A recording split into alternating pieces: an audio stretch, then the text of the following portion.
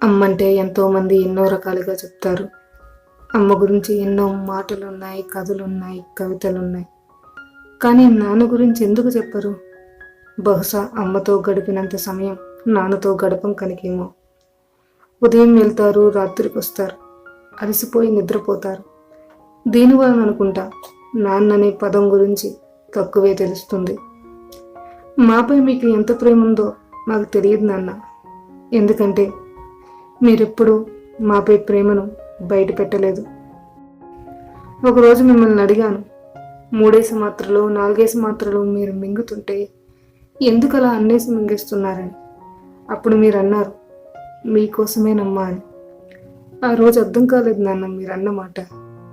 బతకడం కోసం డబ్బులు సంపాదించడానికి బయటికి వెళ్తున్నారనుకున్నాను, కానీ మా కోసమే మీరు బతుకుతున్నారని తర్వాత అర్థమైంది నాన్న.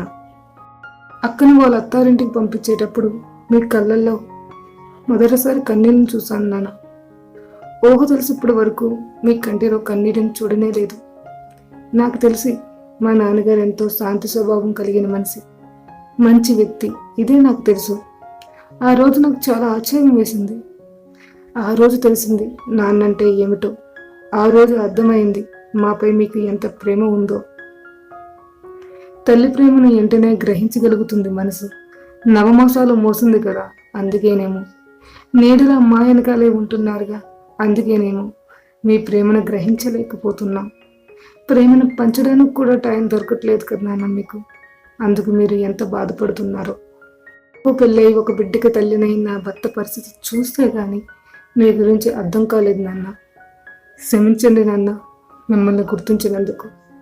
ఏ లోటు లేకుండా పెంచడం కోసం మాపై ప్రేమను దాచేసుకున్నారు. మీతో సమయం గడపాలని ఉంది నాన్న, కానీ నాకు కొన్ని బాధ్యతలు ఏర్పడ్డాయి. మీతో గడపడానికి అవి అడ్డు వస్తున్నాయి. అందుకే నాన్న, ఏదైనా మన దగ్గర ఉన్నంత వరకే అది మన సొంతం. ఎప్పుడు మన దగ్గర లేదో అప్పుడు అది మన సొంతం కాదు. నాన్న మీ గురించి ఎంతకంటే బాగా చెప్పగలను. కానీ నాన్న, ఇవి రాతలు కాదు, నా మనసులో మాటలు, మిమ్మల్ని గుర్తించిన అనుభవాలు. మిమ్మల్ని నేను చాలా మిస్ అవుతున్నాను నాన్న.